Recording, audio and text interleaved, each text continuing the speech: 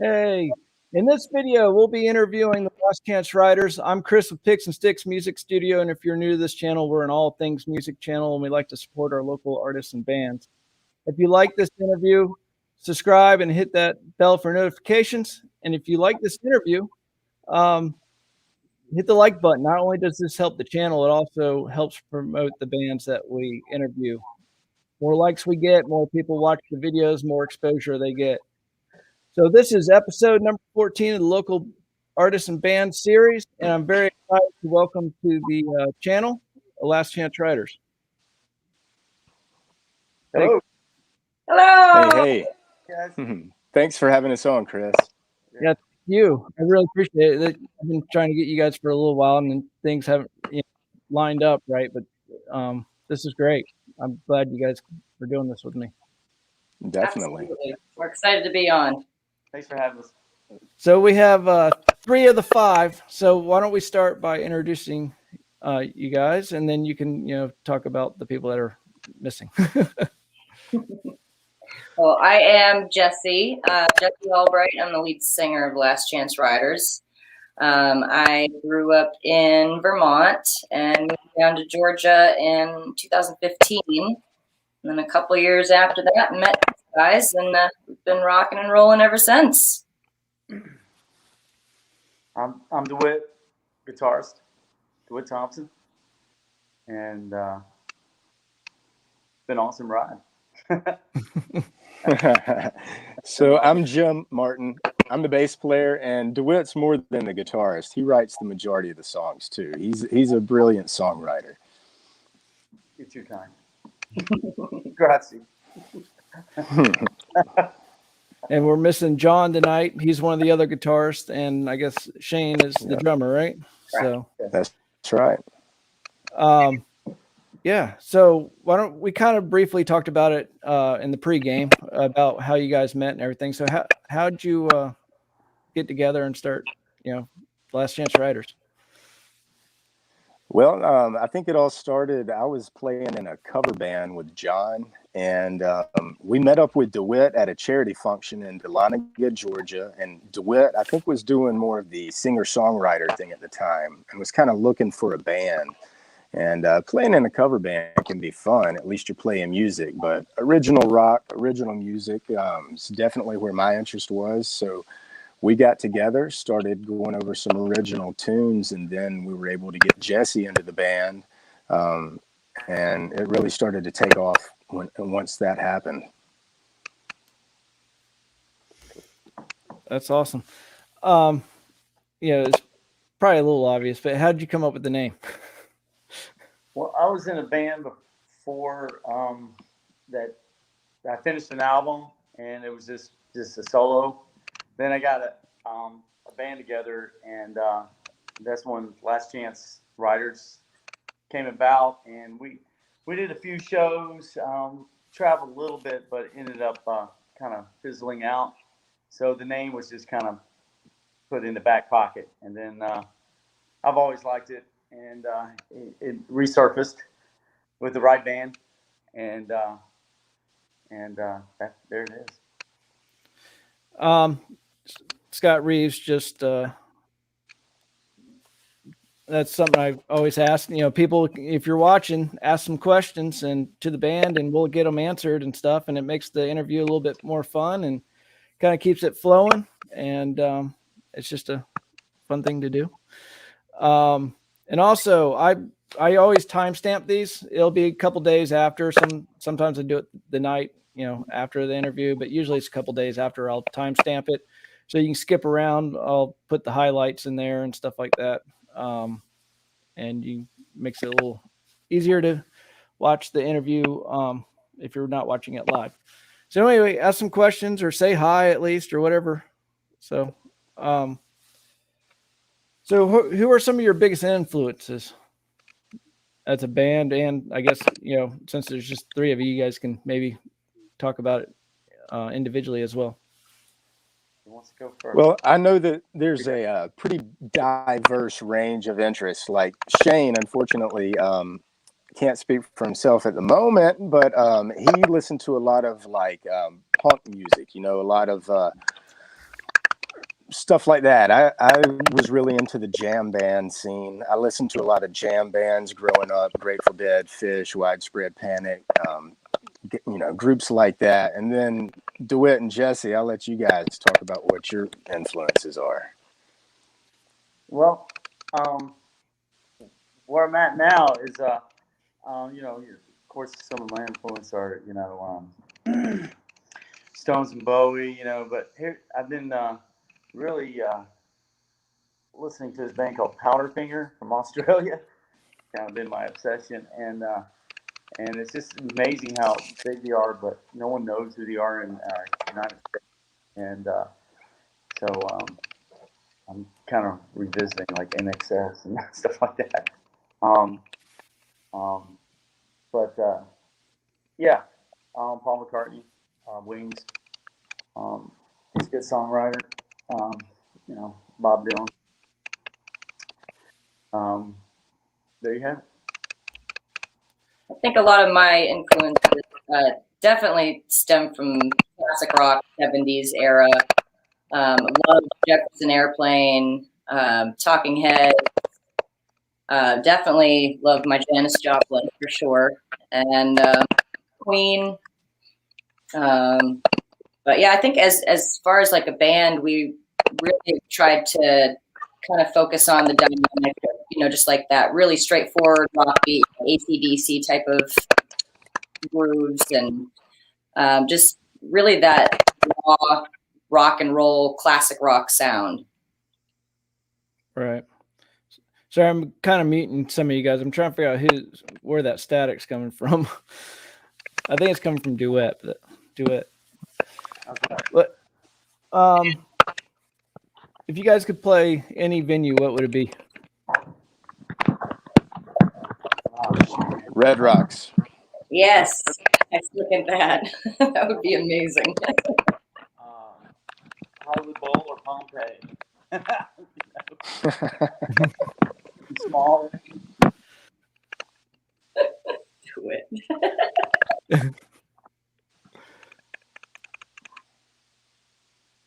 Yeah, when I mute him, it goes away. It's all your fault. Just wave your hand. Just wave your hand when you want to talk.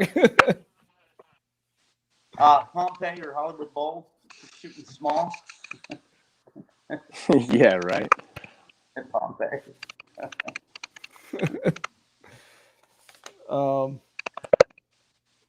I do it. Who are some? Name 3 people you'd want to write with. Man, I would probably go in there with maybe Bernie Taupin. He'd be one in there as a lyricist. Bob Dylan, but his, I don't know if I can do 10-minute songs anymore. And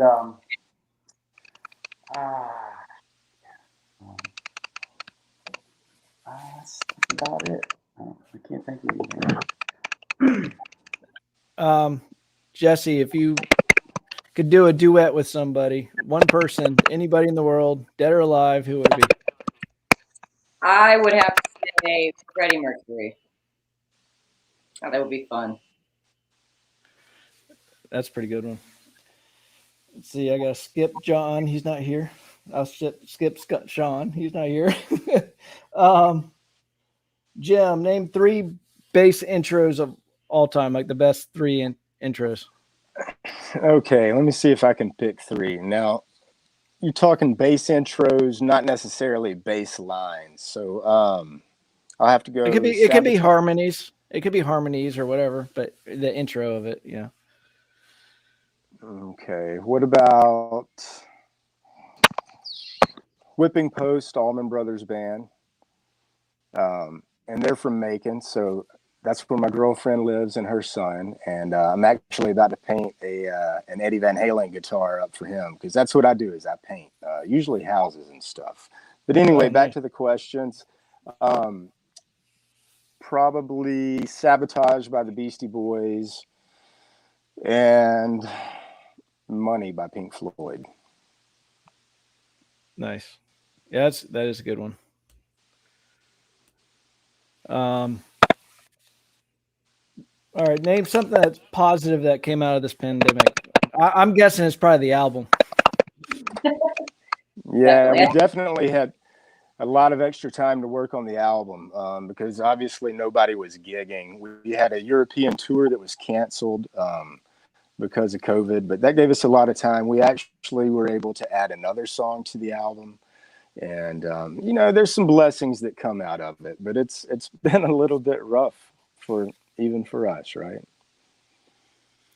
I think too, also with this whole pandemic, it really pushed us and tested us, our dedication to the music. And I feel like it really tempered us to deal with a lot going forward in life and with the band. And, as much as I missed playing out live, like we were able to put together such a fantastic album, and I personally am so proud of it, and I think it sounds fantastic. I love it. I'm excited about it. And it also looks like Kelly just asked a question and kind of plays into my answer about recording and what was the most exciting part for recording Fool's Gold. And honestly, it was really just the camaraderie with the bandmates in the studio and just being able to hang out all day and really just get to bond and just have that fun fellowship with everyone. That was the most exciting part for me. That's awesome. And that brings us to our next category, which is talking about your guys' music. So let's talk about that. You came out swinging with that first album. That first album was badass. I'm sorry it was so good. So Thank you. It's kind of like Appetite. It's like how do you follow that up? You knock one out of the park. It's hard to do your second album, but that second album is just as good as the first, I think. So, Thank you. So you want to talk? Let's talk about that album a little bit. I know it took you a couple years to record it, especially with the pandemic. You guys got started on it and then kind of stopped for a little bit, right? I guess. Yeah, we started it was about December 2019. And when we stopped it when the pandemic hit, and then picked it back up, actually it was about December of 2020. So we started it, and then a year later finished it. And I think we just added like one song, and then which is Fool's Gold, and then we put some little spice on a couple other tunes on the album, and recorded some parts, but it took a while. It definitely took a while, but it was worth it for sure. What's your favorite song on the album? Each of you. My favorite is Smoking Gun. I think that song's pretty badass. That one's pretty good too. I like that. I like them all, but that one definitely has a little bit more. It's a little heavier, song. Same with Fool's Gold. Yeah. What about you, Jim? I'd have to say Fool's Gold. That's probably my favorite one on the album. And sometimes that changes. Because I don't listen to it over and over necessarily. For me, it's more of which one do I enjoy playing the most. Yeah. What about you? Go ahead. Mine changes. It changes, after listening it, this is, I like this one. And now I'm leaning toward Still Alive. It's starting to, Still Alive. But yeah, it's kind of just a long epic. It's just, and it's kind of cool to have. It's more just a rocker jam. It's like it's a two-parter, which is we don't have too many of those two-parter songs, so it's like a it's like a stranglehold. You go do your grocery shopping and come back still playing, kind of thing. Right. that's where I'm at. So speaking of the next thing, that was kind of a good segue about where do you guys playing more live coming up? We're working on it. We've got a couple of things. Yeah, we're working on it. We've got a couple of things we're playing. We're scheduled to play in Macon, actually, September. I think I'll have to double check the date. I don't want to say anything that's wrong. But first or maybe the second weekend of September. And then, so we've got a few things, and we're trying to get more put together, like Jessie said. Right. I meant to talk about this. We kind of skipped over it, but about the writing process of, I know Duet wrote probably majority of the first album, right? And I know Jessie had a song on her that she wrote. Was it more of the whole band this time, or was it still, because I know you had a ton of stuff, written that you were ready to record from after the first album too, right? So I've seen your books and books on YouTube. You got Yeah. just books of of written music. Yeah, it's all Dewitt and Jessie, really. I mean, the other band members will contribute, whether it's something melodically or, maybe a bridge or a change to a verse or some type of transition. But the meat and bones, I mean, it's all Dewitt and Jessie. They're the songwriters. That's awesome. We're getting close to the end here. If you guys have questions, let them fly and we'll get those answered and stuff.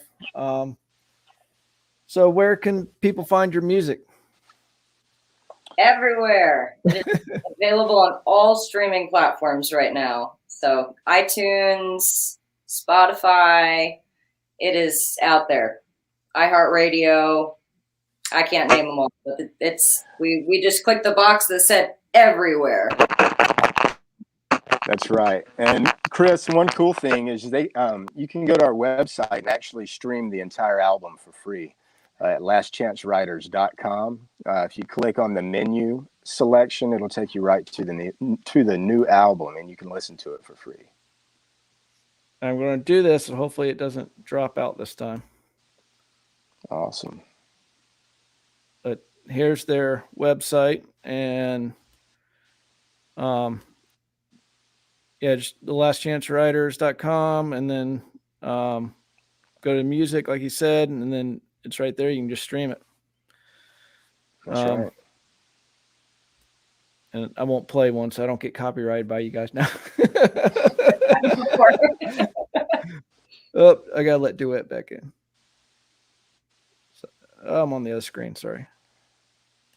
Well, Dewitt will tell you. You wanted to know more about the writing process, and I hope Dewitt will comment to this. But one thing I've heard him say over and over is, to get a good song, you probably need to write about 100 songs.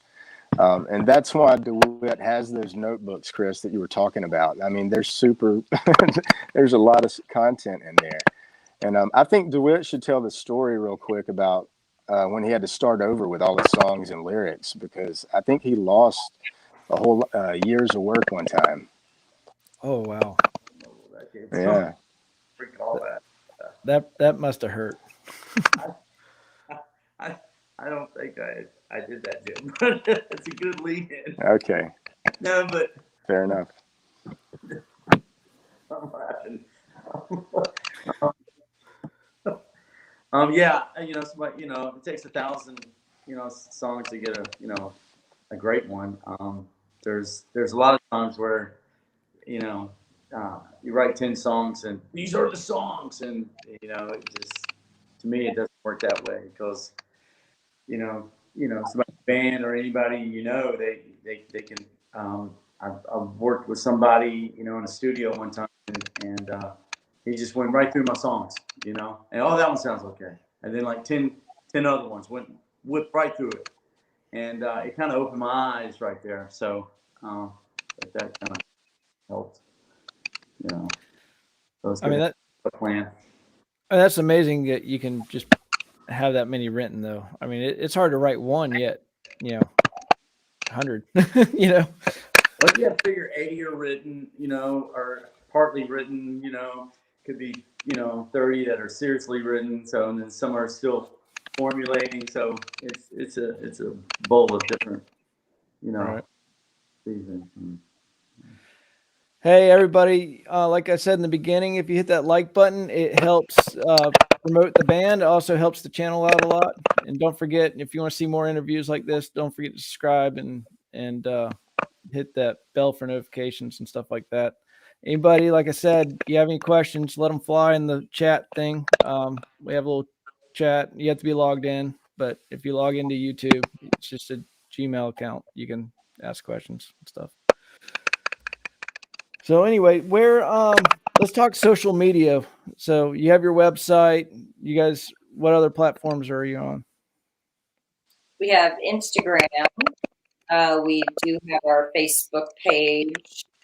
I'm trying TikTok, but I just don't get it yet. But I'm on there, trying to make video. It's mostly just dog videos right now. But you could follow the last riders and try to give me some tips on how to TikTok. Yeah, I'm not on that yet at all. Yeah, I don't even know the first thing about TikTok. I'm mainly on Instagram, and the Facebook I have, but I don't use it. So you guys I've seen your Facebook and your Instagram. We do have Twitter. What do you guys use the most, do you think? I think Facebook. Facebook. I mean, Facebook and Instagram are kind of about the same. Yeah. Yeah. All right. Well, that's about it. We'll as soon as you guys get a schedule or something, maybe I can throw it down in the description. But when you guys start Yeah, playing. that's cool. But I really enjoyed your new album, and now I can't decide which album I want to listen to, the first one or second one. So I just listen to both. There you go. Well, Chris, thanks a lot for having us on, man. And yeah, we're excited to get out on and promote this new album, and just to get back on stage and play some music, man. I know we're looking forward to it. Yeah, and everybody check out their YouTube. They got some fun stuff on there. It's not only just their music. They do have their videos and stuff. And I'm sure with the new album, I'm sure you guys will probably be releasing more videos, I would assume. But they have other fun stuff in there. Jim's got some bass review stuff on there, and John's got some amp stuff and pedals, and you guys have a whole bunch of just random stuff that's pretty good. Not random, but what I mean, it's music related, but it's good stuff to watch, and I enjoy it. So I'm sure all your fans would enjoy it. Well, cool. Thanks. Your couch sessions. You guys start doing that again. Thanks for the heads up. I really enjoy those. They're always a ton of fun. Yeah. Cramming all together on the couch. And I meant to ask about the European thing. I know you guys, before the pandemic hit, you guys were all excited. Everybody was excited about that. You guys were heading over there, and things kind of, hit the fan. But is that still in the works at all, or? For this year, no. But we're hoping something works out for 2022. Hopefully. But we were really excited about the Indian Motorcycle Fest, and they do that every year. So hopefully we'll be able to get there next year. Awesome.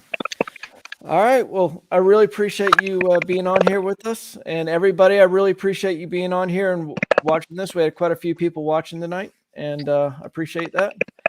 And have a good night, and go straight home. All right, buddy.